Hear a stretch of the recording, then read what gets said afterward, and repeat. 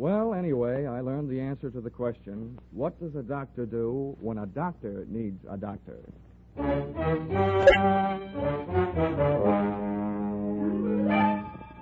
This is another in the adventures of America's fabulous freelance insurance investigator, Johnny Dollar. At Insurance Investigation, Johnny Dollar is only an expert. At making out his expense account, he's an absolute genius.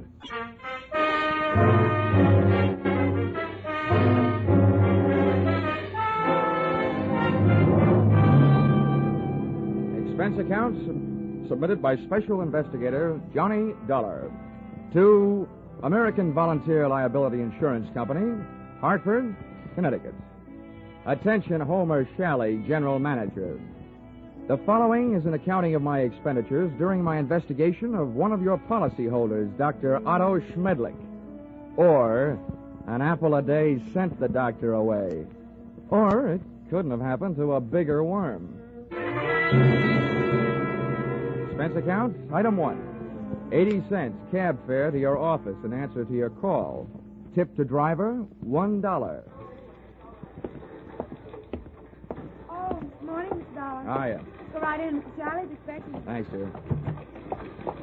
Good morning, Dollar. Good morning. Sit down. Thank you. I'm sorry we had that unfortunate altercation over the last expense account you submitted to this office. Oh, that's all Of course, right. it was ridiculous. You're going around tipping cab drivers $1 after a 50-cent trip. Well, you know me, Homer. Just a silly, headstrong, impetuous boy. It was somebody else's money, yes. We've been through all that. What I want to talk to you now is... policy. Oh, here it is. Dr. Otto Schmedlich, Los Angeles, California. California? Doesn't anything ever happen in Hartford? I've been using an airplane seatbelt so much lately, I'm about ready to throw away my suspenders. Dr. Otto Schmedlich. I suppose you're familiar with the existence of that type of insurance policy which protects doctors against charges of malpractice. Yeah, I've heard of them. Well, we had the rare misfortune of issuing such a policy to this quack Schmedlich. Well, what do you want me to do? Go out and take his temperature? Dollar, when I want to laugh, I tune in Jack Benny. Now, this is serious. The policy we issued to Dr. Schmedlich only covers him up to the extent of what is construed as accidental malpractice. If we can prove criminal malpractice, we can cancel the scoundrel's policy. Do you have a good reason to think it's criminal, or are you just toying with a happy thought? Look, our company has already paid off on 2 claims. Recently, we've heard rumors about this man. It seems the Medical Association is watching him very closely. But so far, no one can prove anything. Now, Dollar, do you want the assignment? No.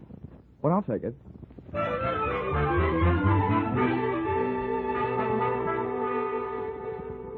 Expense account, item 2, $194.04.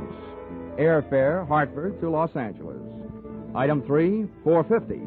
Cab fare, Los Angeles Airport to the Sun Tower Medical Specialist Building, which I first spotted looming through the smog on Wilshire Boulevard, high in the high-rent district of the City Beautiful. Item 4, 55 cents, 11 nickels. Spent telephoning the Schmedlich office at 15-minute intervals until I at last found the doctor not in. In California, the doctors really specialize. And the buildings they work in sometimes really make the most of it, as I found out in the elevator going up. Second floor, eye, ear, nose, and throat. Doctors Care, Kreider, Whitetis, and Osterban. Pardon me. Third floor, fractures, strains, sprains, and dislocations. Doctors Fowler, Woodruff, Toigo, and Brown. Oh, pardon me. Fourth floor, obstetrics, orthopedic, pediatrics, and general practice. Doctors Small, Collier, Reynolds, Frank, Stanley, Feinbaum, and Schmedlich. Would all these medical terms you just tossed off by any chance mean that we have now arrived in the land of the mechanized stork? To put it crudely, yes. Thank you, Jack Armstrong.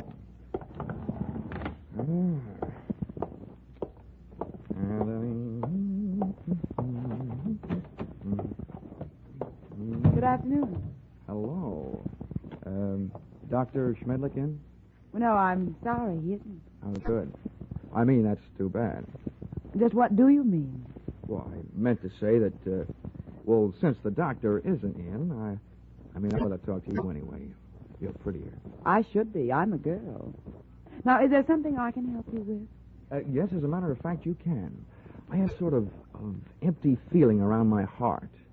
What would you prescribe? Bicarbonate of soda. Is that all? Touche.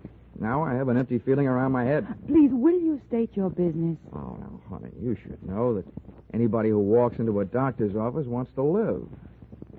And after seeing you, I really want to live. What are you doing tonight? Well, I am not in the habit of making dates with strange men. Who's strange? And furthermore, you are perhaps the most insufferable, egotistical Now, if you just person give me a chance, darling, I'm sure I'll be able to prove you right. Why, I wouldn't be caught dead, would you?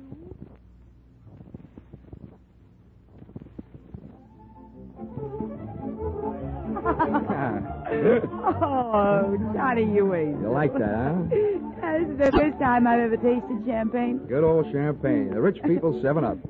Well, here's to us. To us. Doreen, I feel like talking. Well, thanks for putting me on guard. Listening to you can do strange things to a girl. I want you to know more about me. I'm an insurance man. I didn't go up to your office hoping to see the doctor. I wanted to see his nurse. You. Why, Johnny Dollar, if you try to sell me... Oh, hey, now, wait a minute. Hear me out. You can probably guess it's getting pretty tough trying to sell insurance these days. More than anything else, a guy needs a new angle, and I've got one. People who go to doctors are worried about their health. Now, people who are worried about their health are worried about the security of their families. So they become good prospects for insurance policies. No, but at the same time, aren't they also bad risks? A lot of them are, yeah. But they can't pass the insurance physical. But there are plenty of others. You should know the figures prove that as many healthy people go to doctors as do unhealthy. Perhaps the most popular disease in America is hypochondria. And the national headquarters seems to be located right here in Los Angeles. I see. And from me, you want a list of Dr. Schmedlich's patients? Smart girl. Smart boy.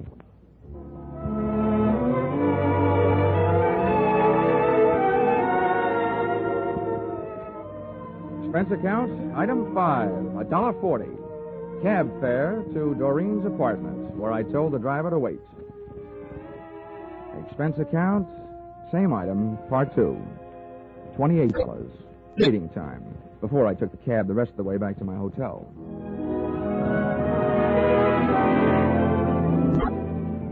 Expense account, item 6. Breakfast the next morning. 2 hard-earned dollars for 2 soft-boiled eggs. The hen that laid them must do barnyard bits in the movies. At least at those prices, she could have autographed them. At 9:30, I was right on time for my morning appointment with Doreen to pick up the list of Dr. Schmedlich's patients, a half hour before the doctor was due to arrive. Well, Johnny, for a man who stayed up so late, you're very punctual. Oh, that's me. The early worm who so often gets the bird. You got a copy of the list? Yeah, got here at 8 to type it for Oh, you. fine. Here it is. So this is wonderful. You're a doll. Yeah. A. Aarons. He'd make the top of any alphabetical list. Look, this is a selfish way of saying thanks because I'll enjoy it more than you will, but dinner at Romanoff's tonight? I love it. Good. Good morning, Miss Smith. Oh, good morning, Dr. Schmedlich. Oh, these patients already? Oh, yes, Doctor. This is Mr. Dollar. He's from out of town. Good morning. Well, all right.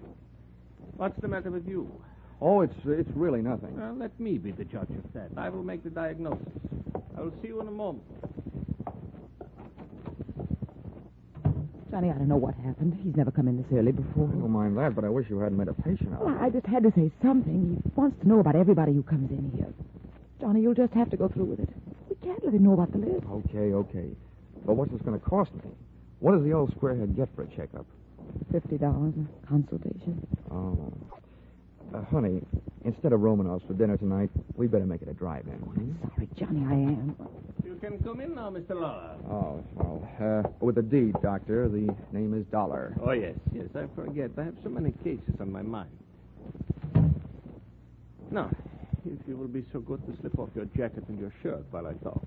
All right. Now, what is the nature of your complaint? Well, my back. Ah. See, I was in a small automobile crack-up driving out here. No, that's a dangerous, complicated area, the back. Now, if you'll be so good to get up on the table and lie down. All right. No, on your stomach. The feet down here, please. That's good. Now, I tap your back. When I reach the painful area, please tell me. Yes, Doctor. Oh, very well muscled, Mr. Dollar. No bruises, strange. There it is. Aha. Well, not dangerously near the spine, but very interesting. Here, I think this will help. Oh! At first, it felt like a big bee sting about a quarter of the way up my back. Then came the buzzing inside my head. Whatever kind of liquid lullaby the good doctor sunk into my spine, it really rocked me to sleep. I had time to move my head and watch Schmedlich put down the hypodermic, walk across the room to my coat, and take from it the list of his patients, plus my wallet containing my identification. But I didn't give it a second thought. I didn't have time to. For me, the lights went out.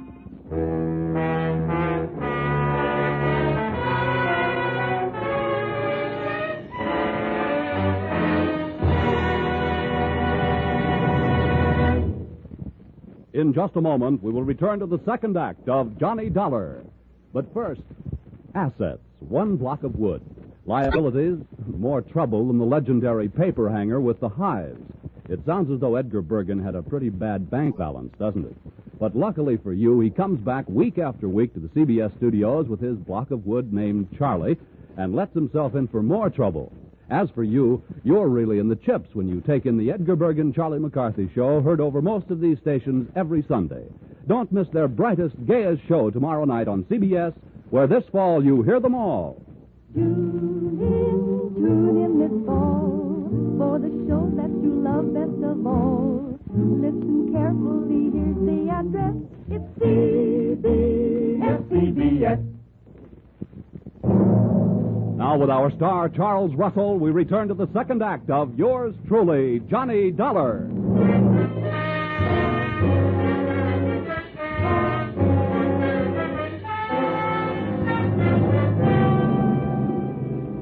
In my racket, sleeping on the job isn't always fun, and this was one of those times. Waking up from Dr. Schmedlich's slumber treatment for nosy people carried with it a dark brown taste in the mouth, thickness of the tongue, and big bells ringing in your steeple.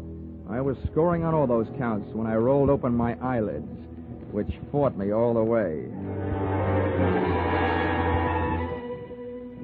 I sat up and found myself on a hard canvas cot in a bare room with soft walls.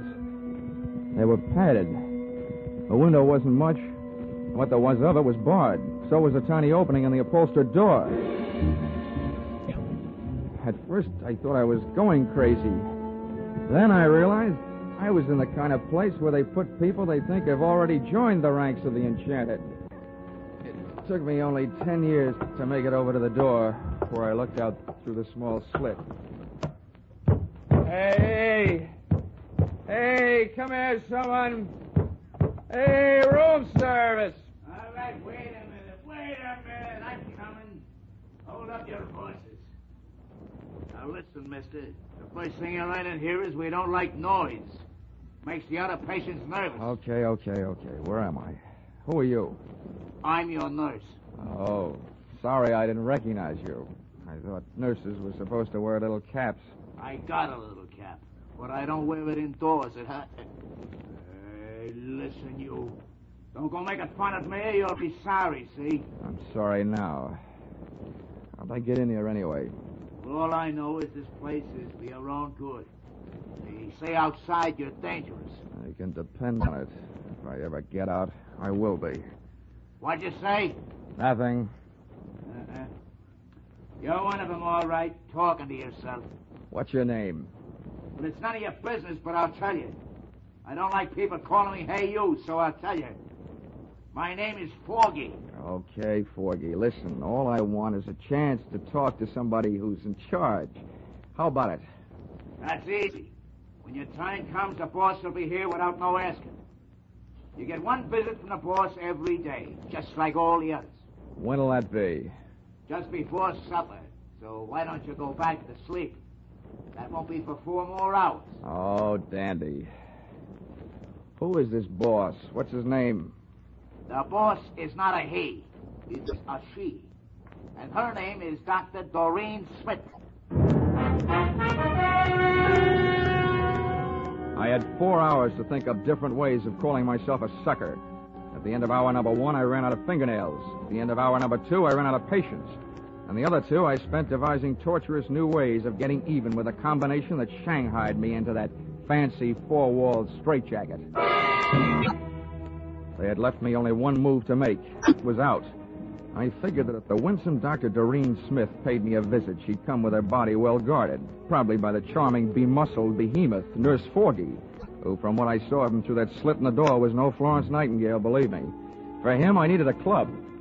I didn't have much to work with. The iron and canvas cot was heavily bolted to the floor, as was the only other piece of furniture in the room, a small but sturdy table. Took off one of my shoes, ripped the heel off in an angle of the cot, and looked lovingly at the shiny little nail points gleaming back at me from the solid piece of leather in the palm of my hand. I put it to work, ripping a 4-foot square of canvas out of the cot. Then I put both of my shoes into the center of the square, picked up the corners, tied them together close to the weight, gave it a heft, feeling that I now had at least the start of a weapon. Hey, you! Here we are.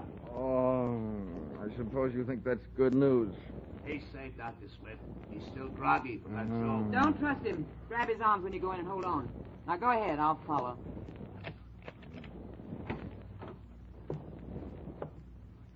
Don't try any tricks. It won't hurt you, see? Thanks, Nursey. I wouldn't Think of it. Hey, Come here, you. Back in here, sweetheart. Oh, dropped your hypodermic. Planning on rocking me to sleep again, huh? Let go of me. Sure, but let me tell you something. This is one squirrel that's going to get out of this cage. Don't rub my fur the wrong way. My head aches. I'm seeing double. My nerve ends are whipping me to death. If for 2 cents, I'd punch you square in the nose. Because one thing for sure, you ain't no lady. Now, sit down. Stay there while I put on what's left of my shoes. You better go back to Hartford, little boy. This is too big for you. Being around you will make anybody grow old in a hurry. What do you think you're going to do? Right now, I'm going to take your keys, lock you in here with Sleeping Beauty there, and then I'm going up for a breath of fresh air. Have fun, the two of you. You can make a peach of a pair. I stumbled through the rest of the building, which turned out to be nothing more than a country house. There were no other rooms like the one I had just vacated. For that matter, there were no other so-called patients. It could have been a place maintained for the purpose of making people talk, or keeping them from talking.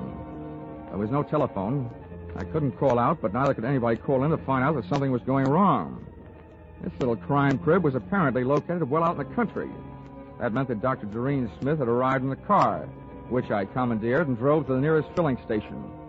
No longer having in my possession that list of Schmedlich's patients, I flipped through my memory and came up with a single name I had noted in his office. A. Aaron.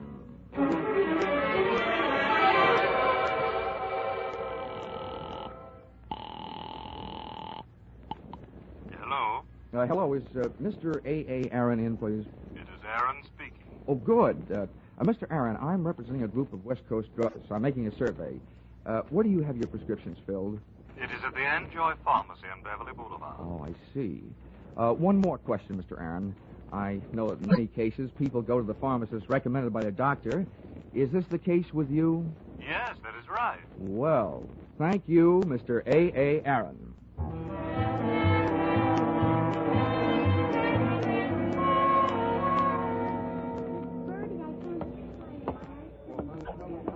Pardon me, Mr. Anjoy. The clerk up front told me where I could find you. My name is Dollar. I'd like to have a word with you if you have the time.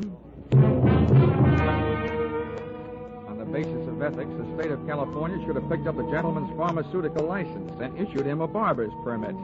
Mr. Anjoy loved to talk. From the 2,000 words he threw at me during the ensuing half hour, I managed to sift the following information. Dr. Schmedlich's prescriptions were usually refillable, dangerous, and habit-forming. I also managed to memorize the names of a few of his patients from the narcotics book. With these tucked into a lonely corner of my cerebral cortex, I limped out into the newborn night.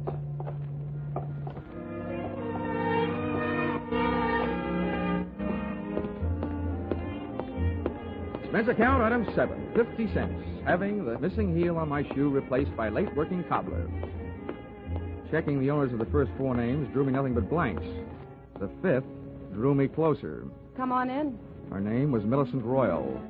She was the kind of girl whose family takes up a full page in the Blue Book, and whose personal habits take up full pages on police blotters. Well, don't just stand there. Come in. Thank you. Sit down. Miss Royal, I'm going to be honest with you. I'm an insurance investigator. I don't want any. You don't understand. I said investigator, not salesman. I want to get a line on a doctor. Otto Schmedlich. You recognize the name? I might, but I'm not sure it's any of your business. Look, little lady, let's quit sparring. I've tailed friend Schmedlich this far, and now I want some information. What have you got? Nothing. He's a fine doctor, a wonderful doctor.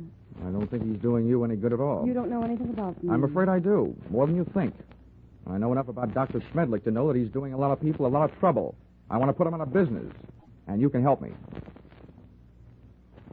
Oh, look, honey, Schmedlich is the one that needs protection. You do. You and the other people on the same spot you're on. Why don't you do yourself some good? I think you better leave now. Okay.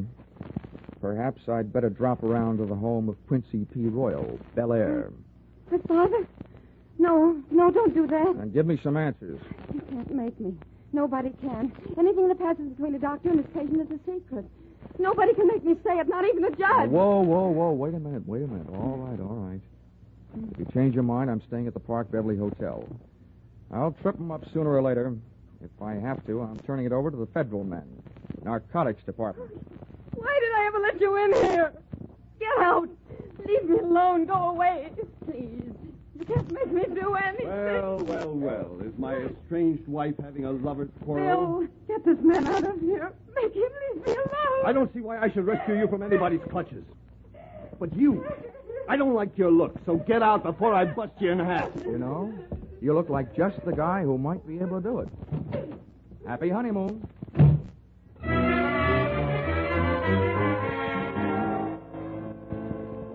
My hangover from Dr. Schmedlich's health cure hit me again as I hit the street. What I needed was a hot shower and a cold drink. After the water hit me in the face and a trifle of the same hit the scotch in my glass, I sat down in the big easy chair in my room, posing for a picture. Johnny Dollar, lonesomest man in town. I was mixed up in something mighty big and mighty wrong, but something I couldn't as yet put a finger on.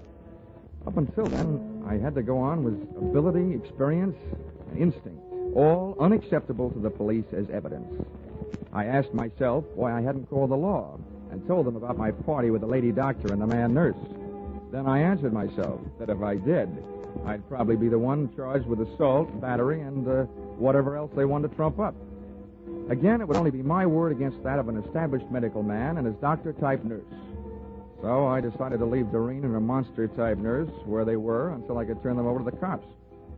4 drinks later, I was beginning to realize that those kind of troubles don't drown easily.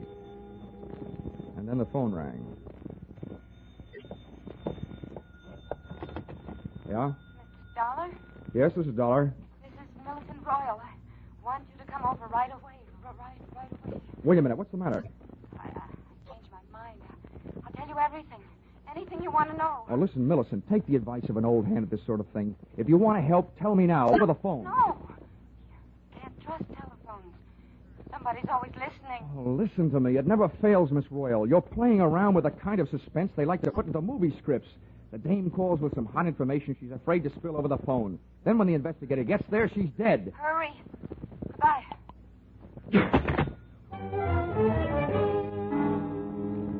I went there. I was right. She was dead.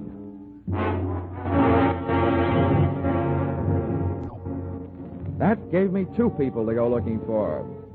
I didn't know where her estranged husband, Bill, lived, so I went to work on the doctor.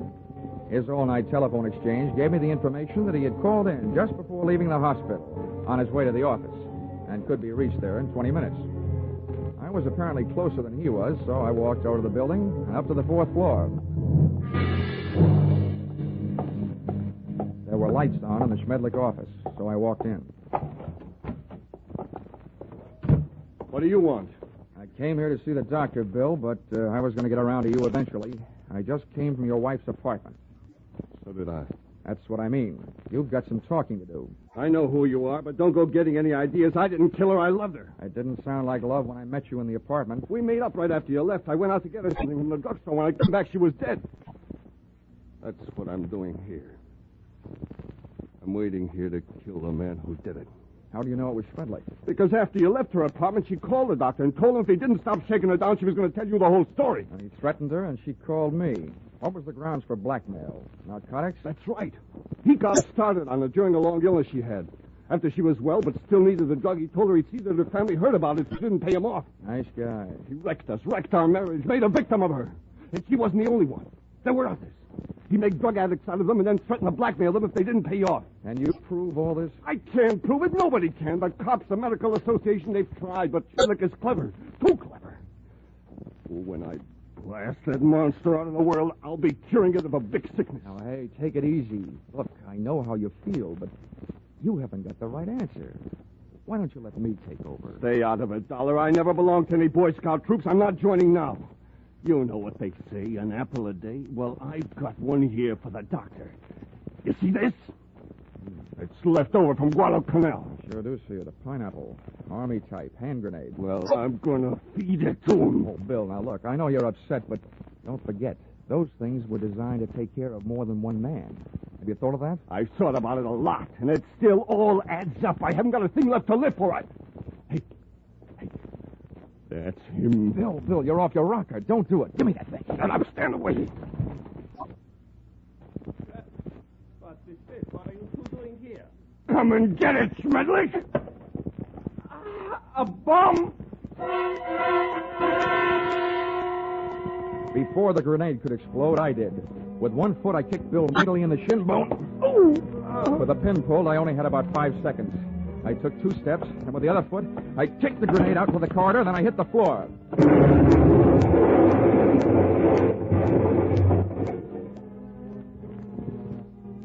All right. I'll still take you to pieces, Schmedlich. I let Bill go to work on the doctor until he had shocked him into a state of unconsciousness. And to save Bill from a murder rap, I did the same for him with a loose portable typewriter. Sorry, but it's time to typewrite the tagline, William. P.S. Then I called the police.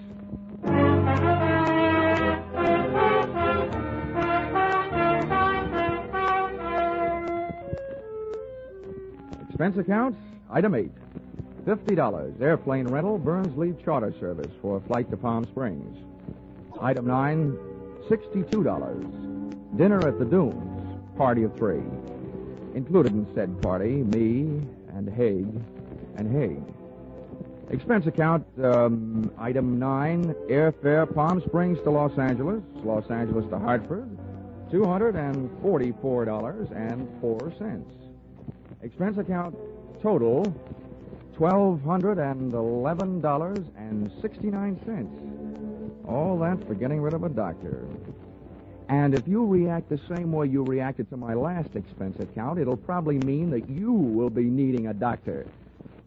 Signed, yours, truly, Johnny Dollar.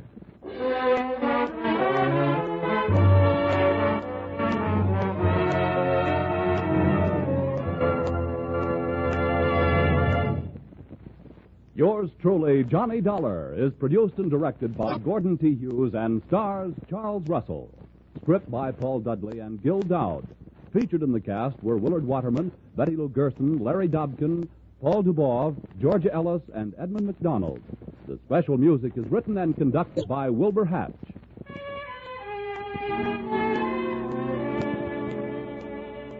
Be sure to be with us next week when another unusual expense account is handed in by yours truly, Johnny Dollar.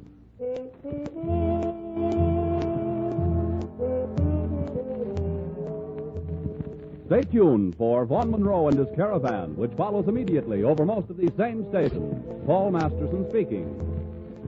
This is CBS, the Columbia Broadcasting System. Thank you.